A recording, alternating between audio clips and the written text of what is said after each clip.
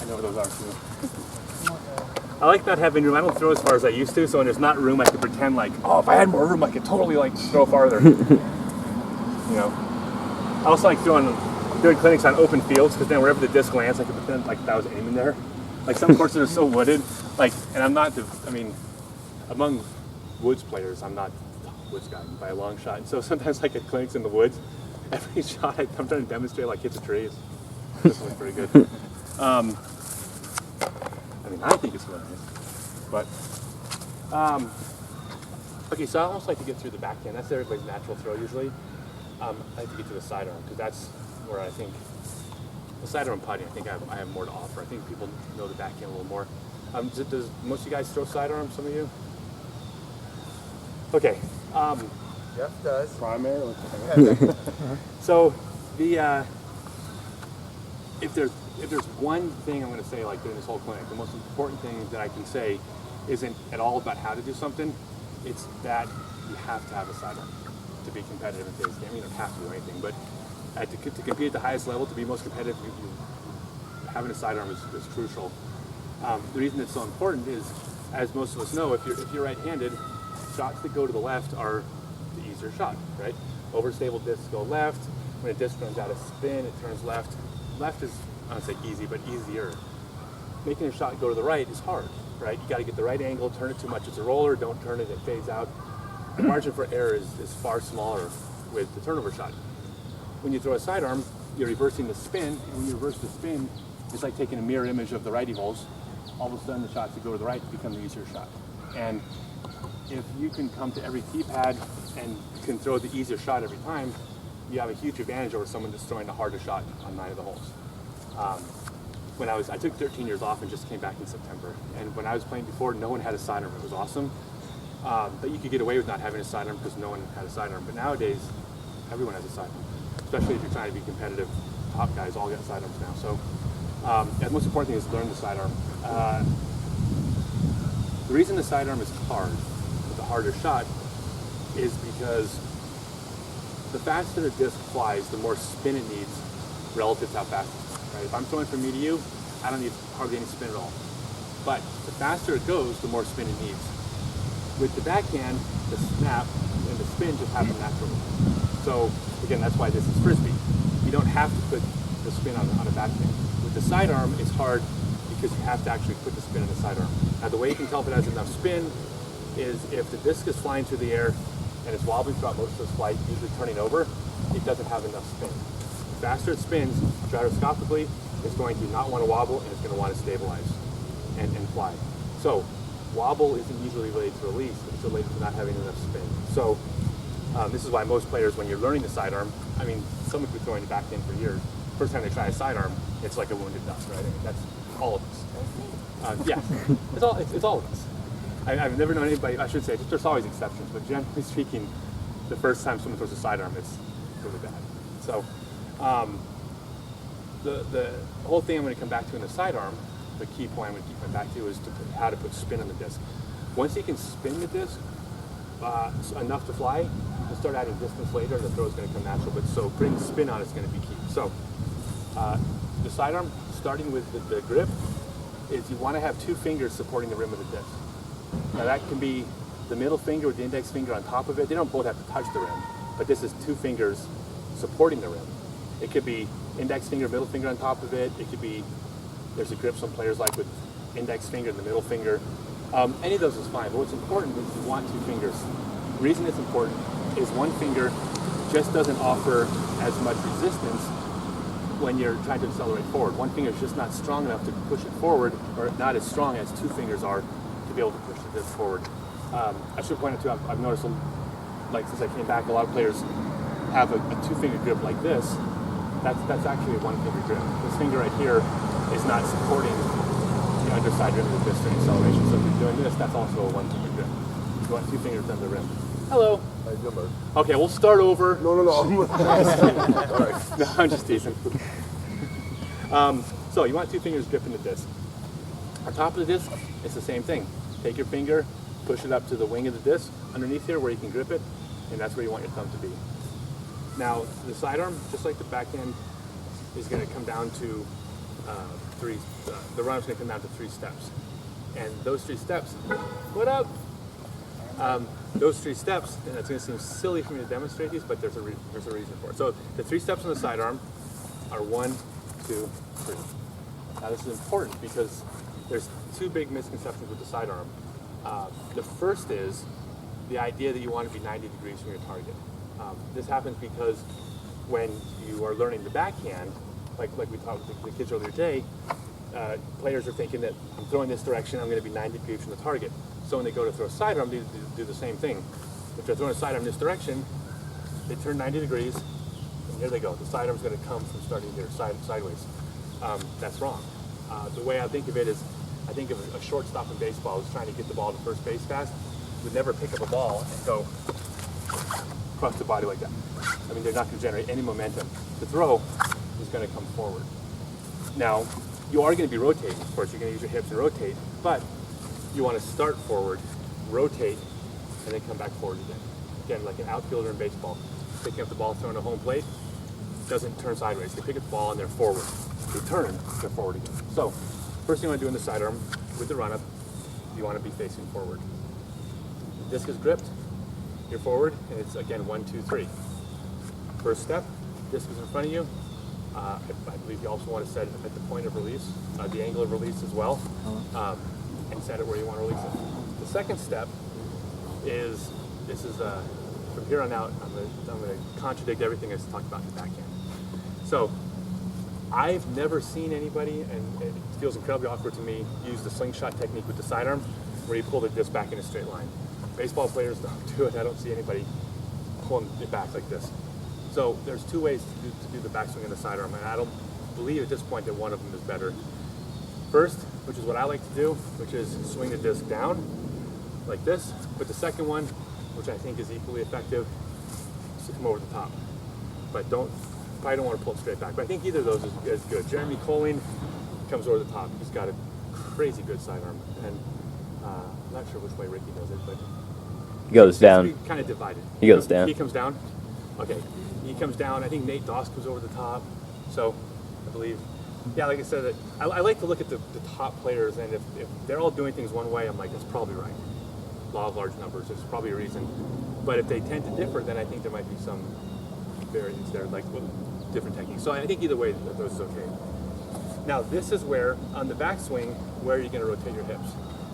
The hips, just like the spring analogy, so you want to use like a spring, and I like the wrist analogy, you want to use like a spring, not like a hinge. If you start sideways, that's using your hips like a hinge.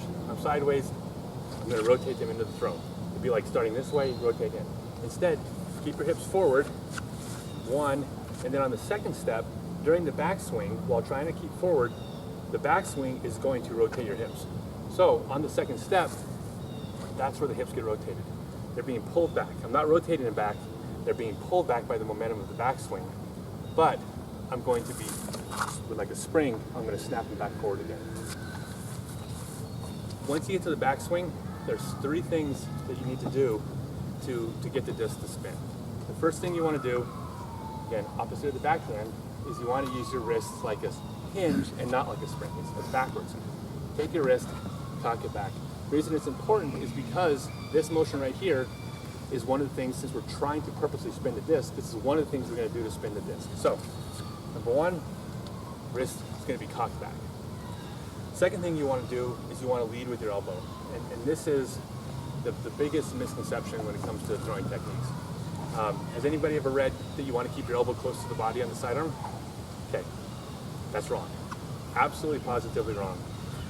And like I always say, it breaks my heart when I see players do that, like new players keeping their elbow close to their body, because it's like I know they read some pro say that. I mean, they're doing what they were told. It's wrong. I call it Rexing. I think of a Tyrannosaurus Rex. Like if dinosaurs played frisbee golf, T-Rex would have the worst sidearm in the game. They'd be throwing like this, right? And I just saw Jurassic World, and that's all I could think about during the movie. Thinking about frisbee golf during the movie, but that's what it looks like. You don't want to keep your elbow close to your body inside of. If you've seen anybody, which most of us have, throw with elbow close to their body, like that, you can't generate any momentum like this. What you want to do is you want to think about instead leading with your elbow. Now it's going to pass close to your body. At think that's what they're actually trying to say. They're trying to say, don't have it out here. They're trying to say, keep it close to your body when it passes, but it's just explained wrong. So on the backswing, elbow, nowhere near your body. It's all the way back here, completely away from you. On the throw, lead with your elbow. The elbow is going to come first. If you take a snapshot of someone throwing, it's almost contorted looking. Baseball pitchers, if you take a snapshot of them throwing, it looks like their arm's going to fall off. Elbow's out in front. It passes close to the body. But then on the throw, it's going to be out here again. So forget about keeping it close to your body. Just think about the elbow coming first. This harkens back to the idea of the whip. Things happening in order. Hips, shoulder, elbow, wrist. Hips, shoulder, elbow, wrist. Elbow out in front makes it come before the wrist. So, elbow close to the body. Now the last thing you want to do with the sidearm, which is going to seem a little counterintuitive, but to get it to spin, remember this, it's spin relative to speed, is you want to reduce the follow through in the sidearm. Completely skipped over the part in the backhand where I say you want to follow through. It's kind of obvious, but when you throw, you want to follow through, let your momentum carry you through. With the sidearm, you don't. With the sidearm, you want to think of it more like snapping a towel. If you took a towel and you tried to snap somebody and you did this with it, that's what's going to happen, right? Take a towel, do that with it. That's what speeds up and snaps at the end. Well, you want to do the same thing with the sidearm. So you want to actually reduce the follow through on the sidearm. You reduce the follow through, a little bit less speed, but there's more spin happening. Once you have enough spin, which you can tell by the disc flying through the air, without wobbling the whole time, you can start to add more and more follow through. Eventually, you want follow through. But when you're learning the sidearm, spin's more important. So, the 4 things to recap is you want to face forward, not sideways, cock your wrist, lead with the elbow, and reduce the follow through. And that's where you're going to generate the spin in the disc. Any questions? Yes. How hard are you gripping the disc? I'm gripping it firm. Yeah, you want to grip the disc with all the throws. You aren't letting go. You're not gonna purposely let go on your throw. What you want to do is you want to hold it at a firmness where it comes out of your hand at the same point every time. So, for instance, if I held this disc light, it would come out of my hand, right? If I held it too tight, it wouldn't leave my hand. So the firmness of the grip is that point in between where when I grip it this tight and I do this, when my arm, because it runs out of room, changes direction, the momentum of the disc just comes out of my hand and goes forward. So I'm not releasing it. I don't believe anybody's releasing the disc. Ricky Wysocki is someone who looks like he's releasing a disc because he throws and his hand comes up, but he's not going, let go now. Disc is coming out of the hand. So it's kind of a long answer, but so the firmness you want to grip is just the grip that lets it come out of the hand at the right time. I grip firm, but not so firm that it hangs on. Now, what to have your aim is you want to be consistent. So your grip should just be the same every time, or attempt it to be. Does that make sense? Yeah. Sorry, I give long answers. All right. I can demonstrate this item.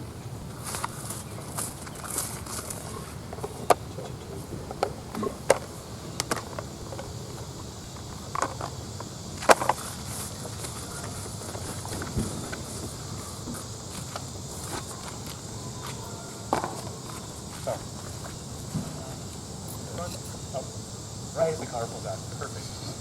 That's all you get for leaving.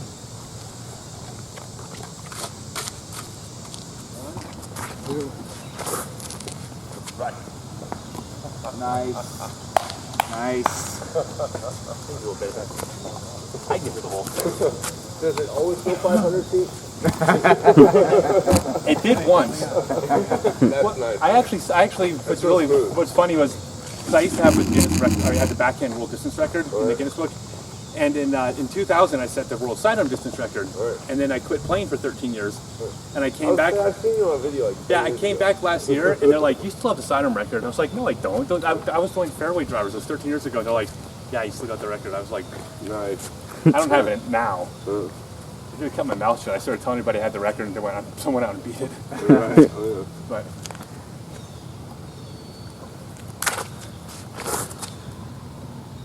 Right. Get in the hole.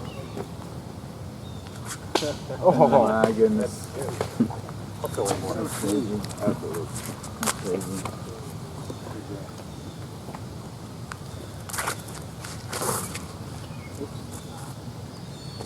Right. Yeah, that was an oops, huh? Never throw after like a good throw. I should have like stopped there. I'm like, they always go that way. Okay, so a couple points related to backhand and sidearm. The first is someone said effortless, right? Yeah. Okay, that's the most common thing I've heard, but that's the same thing Ricky Wysocki hears when he throws really far. Simon Lazat, you hear effortless. It's not effortless. Like that throw, I put a ton of effort into that, but it looks effortless, and here's why. When you're throwing on backhand or sidearm, is you want to be completely relaxed until the moment of acceleration. That's the only point where you want to put effort into the throw. So for example, on a backhand, everything's completely relaxed until right there. From here to here is all the effort in the world. I'm putting everything into it. But up until that point, you want to stay relaxed. You don't want to be using muscles to pull your body one direction. I believe that by tensing those muscles, now they're going to just hinder you coming back to the direction you want to go. Everything's relaxed, and the only thing you're using is muscles that are going this direction.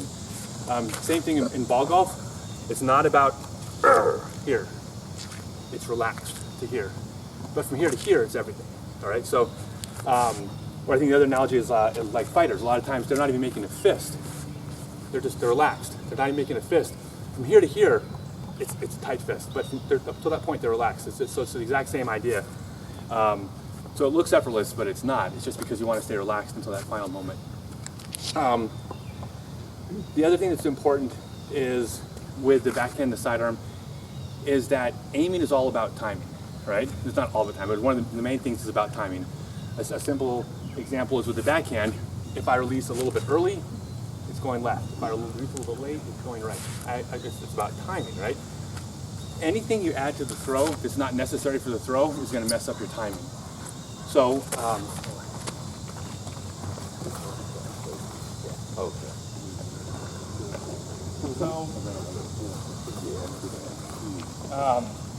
you want to eliminate everything that isn't actually part of the throw. Now, the most common thing with that, with like the throw and like with the backhand, would be like the double clutch. If anybody's seen this, which is I'm going to exaggerate it, but it's this,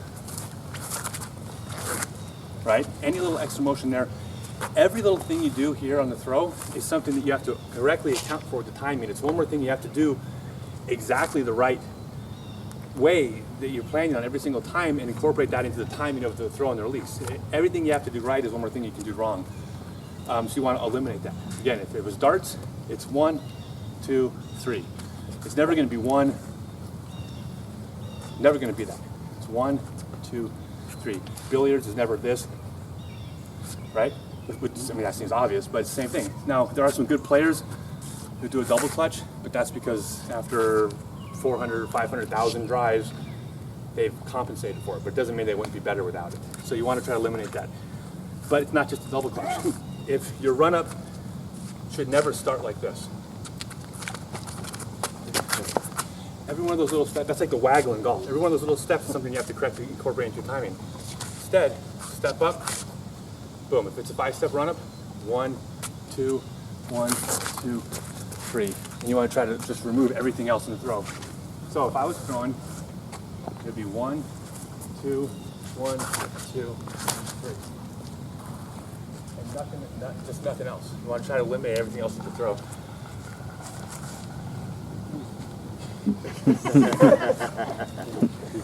I wish my plastic was a little more durable. But those are the two big things with the throwing is that you want to stay relaxed all the time and you want to remove everything else from the throw. Even just this, if you're up on the tee pad, like with a sidearm, it's not right. Start. 1, 2, 3. Everything else eliminated. You guys want to talk about putting for a minute? I have a question. Yeah. Can you talk about the footwork for sidearm? Yeah. I try to stay completely forward on the sidearm. It's 1, 2, 3. I mean, I demonstrated, which is almost kind of silly to demonstrate, but I don't believe you want to be turning sideways in the sidearm. I believe you want to stay facing forward. I mean, you will rotate forward. If you rotate a little bit, it's not the end of the world, but I'm thinking forward. The same way when I'm thinking being online, if you took a photo of it, it might not be perfectly online, my run-up, right? But I'm trying to be online. So same thing, I'm trying to be facing forward with the sidearm. I don't do a next step. Or a slide step. It's 1, 2. I got putting figured out. I really do. And by I got putting figured out, what I mean is I took a lesson from Jay Redding, and Jay Redding taught me how to putt. Now I can pretend that I know something.